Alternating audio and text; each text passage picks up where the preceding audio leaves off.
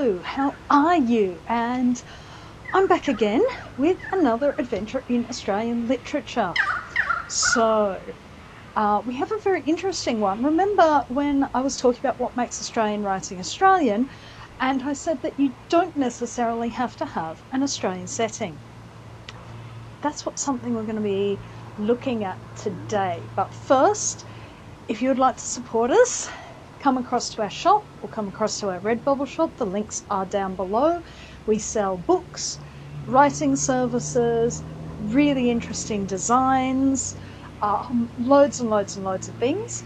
Also, if you are enjoying these videos, please like, please subscribe, leave a comment. I love to hear from people. And share the videos with your friends. It's really, really great, and it really helps too if you watch all the way to the end of the video. That helps with the algorithm. So, all that out of the way, what are we looking at today? Today, I'm bringing you an author that we have looked at before. We are looking at David Malouf and his 2009 novel, Ransom, which is it's kind of interesting. This is a book I would have expected to end up on the Dark Academia's lists. I think maybe it's a little bit too cerebral for them. Ooh. Because Ransom, the reason I think that this would end up with the Dark Academics, aesthetic people, is because Ransom is a retelling of this. Or to be more particular, it is a retelling of the end of the Iliad, the ransoming of Hector's body from Achilles by Priam. So here we have the Iliad, the earliest work of Western European fiction, told about a war that is even older than the poem itself. It tells the story of the war in Troy, which is actually a Mycenaean war with Troy. There is archaeological evidence of a war between the Mycenaean Greeks and the Trojans, which is taking place around the same times as Ramses. So you have this epic poem, which is about 27 centuries old, about a war that was ancient even for Homer. So this is an incredibly old story. And here is an Australian writer telling this story in 2009. Well, actually, he wasn't telling this story in 2009. He wrote this story initially in about 2002, 2003. But it was published in 2009. He put it away and took it out again, looked at it again. So, it's the story of Priam ransoming his son Hector's body.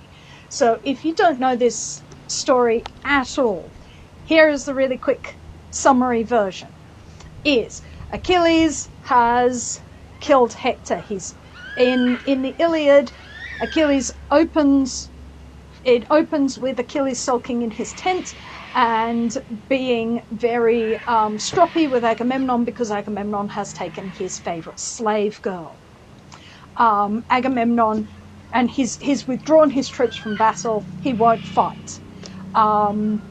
This is devastating for Agamemnon because Agamemnon knows that out on the fields of Troy before the Trojan city is Hector, and Hector is terrifying to the Greeks. He is the Trojan general, and he lays waste to Greeks on the battlefield. The only other warrior who is a match for Hector is Achilles. The only one who can keep the great power of Hector in check is Achilles, for the Greeks. So throughout much of the Iliad, Hector is absolutely laying waste to the Greeks. The Trojans get all the way to the seashore, where they start burning the boats. And finally, Patroclus is so desperately wanting, this is Achilles' bestie cousin, whatever, he wants to help the Greeks, and he says, let me dress as you and take the Myrmidons out to fight Hector. So he does, dressed as Achilles. Hector kills Patroclus, strips his armor, takes his armor. Achilles, he is enraged by the death of Patroclus, but he has no armor. He calls to his mother to have a new set of armor made, because he can't do anything when the night falls and everyone goes back to their camp or the city. He calls on his mother because his armor has been stripped from Patroclus' body, and Hector now wears it. Theseus goes to Hephaestus and has a new armor made for Achilles. The shield of Achilles is a whole chunk of the Iliad. There's a whole section of it talking about this great shield that Hephaestus makes, and she presents this to Achilles the next morning, and he goes out onto the battlefield. And we have never seen anything like this. When you get to Achilles on the battlefield, Achilles is nothing but rage and violence. He will fight everything, including the river god. And so when he comes to Hector, you have Hector knows, oh dear, this is bad.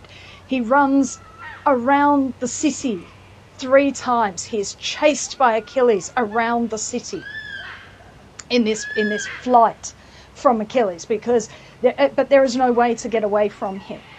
And he knows that this is an all-out stakes. Without Hector, the city is doomed.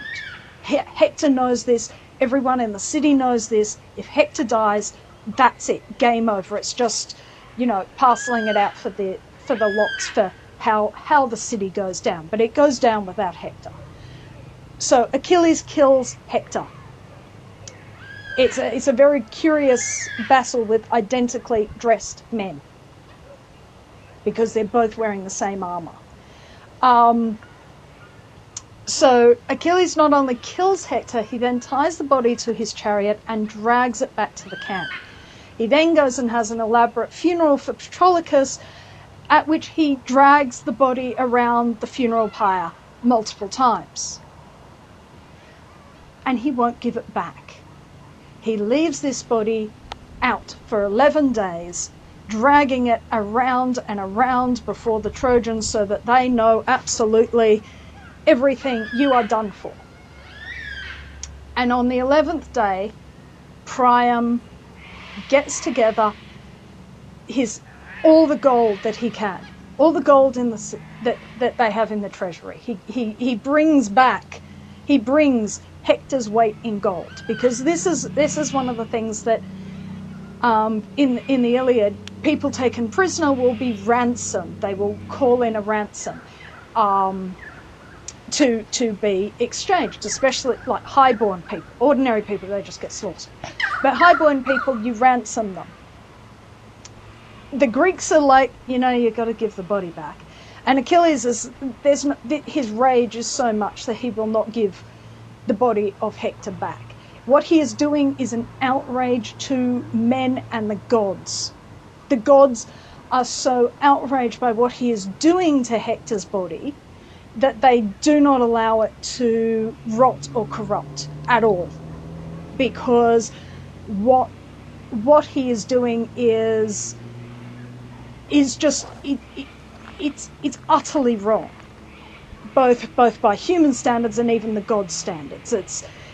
There aren't that many things you can do that are so utterly wrong. You can kill guests, you can deface the dead, cannibalism is in there, but there's not that many things that are absolutely unforgivable, polluting, the gods will continue to punish you after death type of stuff. They're pretty lenient in the old morals, the Greek gods, but this one's bad. And the ancient Greeks see how you treat the dead as very important as well, and it's played out in a great many myths, which we will get to in a bit.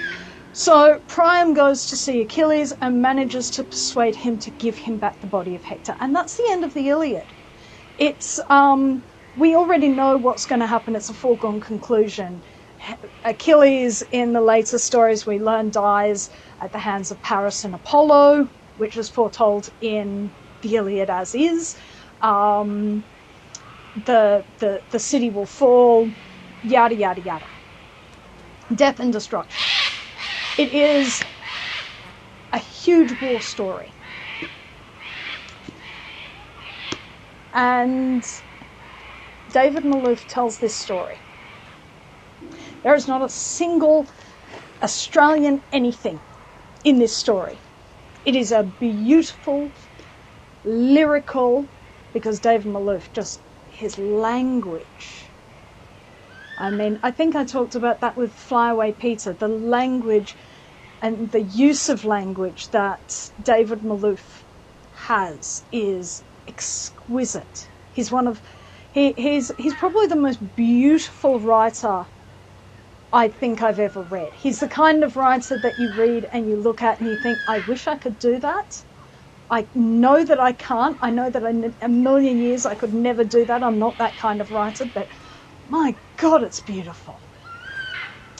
So even if you have no interest in anything else, it is just, this is a beautiful book. Absolutely gorgeous book.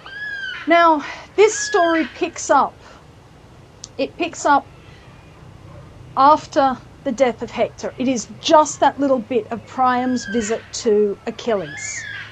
As Priam, who has watched his sons die in the war, one after another, be fed into this war, this just gaping death.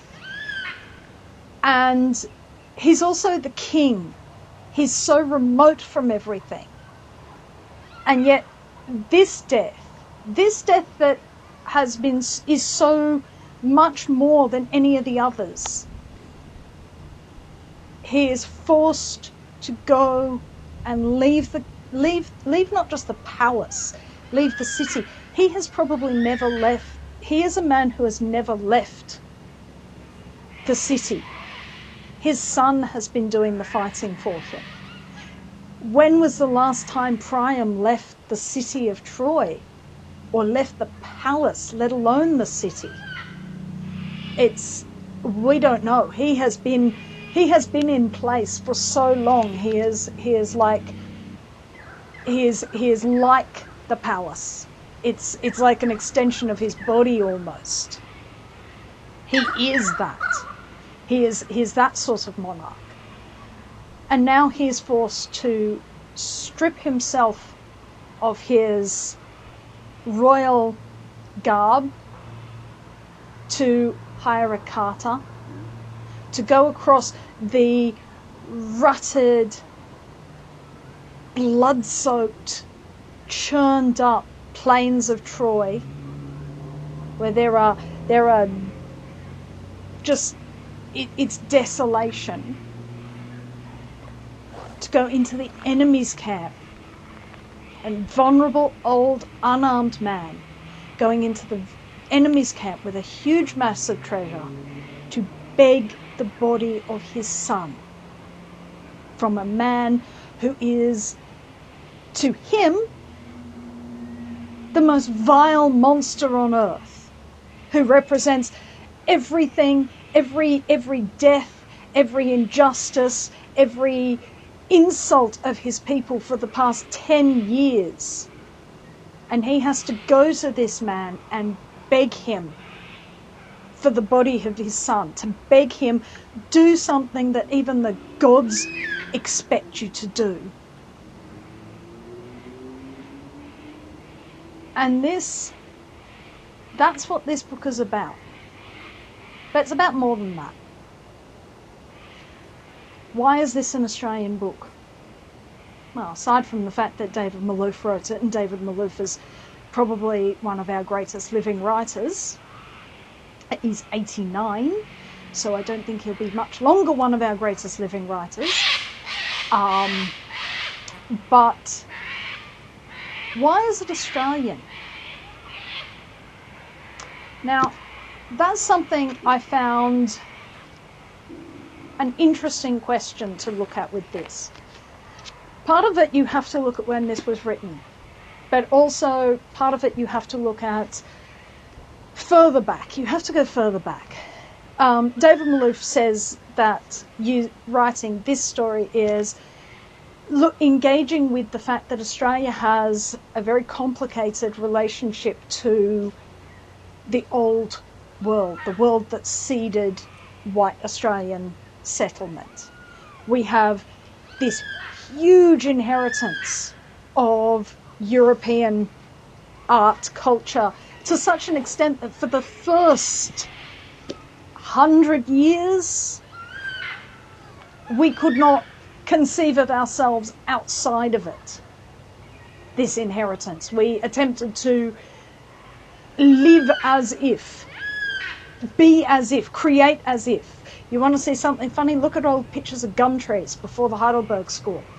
No one could paint gum trees until the Heidelberg School got a hold of it. And then in about the 1880s, you start getting an Australian voice coming through, but not so much in the literature. You do get Henry Lawson, who we will get to, but it isn't until Australia starts to become a nation of its own rather than a collection of colonies that you start getting that very distinct Australian voice.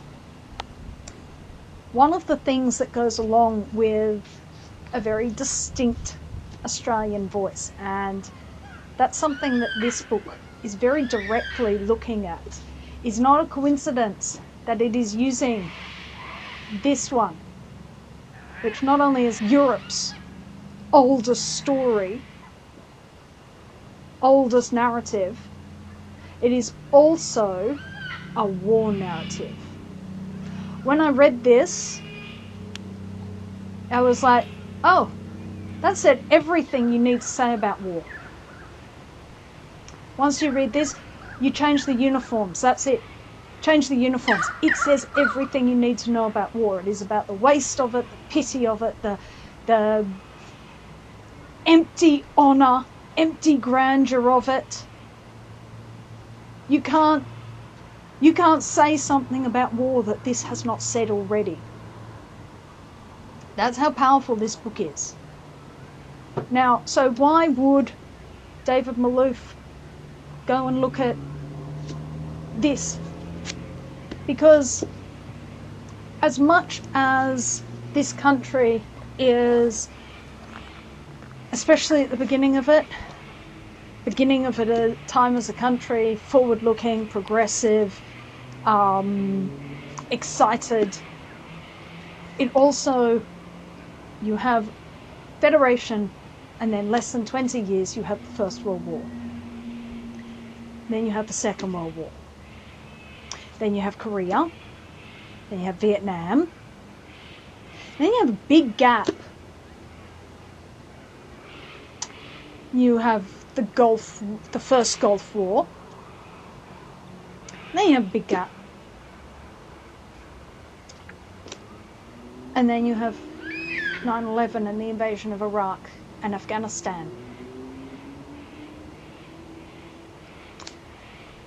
And you have a country that is like the Greeks following Agamemnon.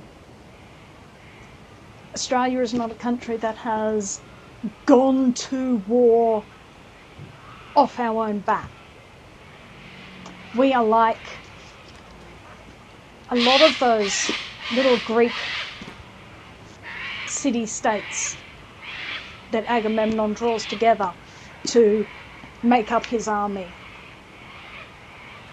We are a country that, especially at the time David Malouf wrote this, had our political leaders ignore the enormous protests of the populace saying, we do not want you to go to war. And it wasn't just our populace, the English, you had other people and other countries protesting this, and yet we had leaders that dragged us to a war that was protracted, a war that was ultimately pretty futile. Actually, given the situations, entirely futile. We have a concept of following, this is what we do. This is what we do, and this is the result of what we do. This collective trauma. This is also, Troy is 20 kilometers from Gallipoli. Gallipoli is, for many Australians, our foundational myth. Gallipoli is the place where Australia first, as a nation, engaged in war on the world stage. Gallipoli is also the place where Australia and Turkey have been forced to realise that they are now inexplicably bound to one another. It is the place where words attributed to Kemal Ataturk are, we will look after your dead. We will look after your dead. We will look after the sons you left in our soil. This is a book about looking after the dead. What do you owe to the dead? What do you owe to the dead of any war? Now, the Iliad is probably the first Greek story where you see the question of what do you owe to the dead. You also see that question played out in Antigone, where Antigone comes in conflict with her uncle over his refusal to bury her dead brothers and leave them to rot on the battlefield, and her symbolic burial of them so that they may rest. That is that question of what is morally right and what is legally right, what is the thing that the law, the ruler has said, versus what is your moral obligation. When you look at this, this is how do I engage with my enemy in the midst of war? Written when the war broke out, but not published till years later as the war has become prolonged, entrenched and intractable. 2009, we still had troops in Afghanistan. Hell, 10 years later than that, and we still had troops in Afghanistan. Yeah, I think Afghanistan is the longest military engagement that Australia has been involved in. It was an enormous time, and this is asking, how do you, in the midst of a bogged down war, engage with your enemy in a meaningful way? How do you speak to the enemy? How do you go and ask favour of an enemy that has put you through so much, that has taken so much from you, that will continue to take so much from you? How do you even begin to do that? That's what he's talking about. And yes, it comes from a very particular point in our history, but it is relevant to all of our history. It is relevant to the fact that we are a country with a military history and a country with a military history that we like to mythologise. We are a country that is always part of somebody else's war. And what does that mean? So it's a really fascinating book, and it's a beautiful book, and that's how you can have an Australian book that is not in any way, shape or form set in Australia. So I hope you enjoyed this. I'll be bringing you something else next time I see you, and until then, I wish you a very enjoyable reading time. Okay, so I'll see you later. Goodbye. If you would like to support this channel, come across to the Black Cockie Press website, www.blackcockiepress.com.au, where you will find books and other writing services to help with your writing.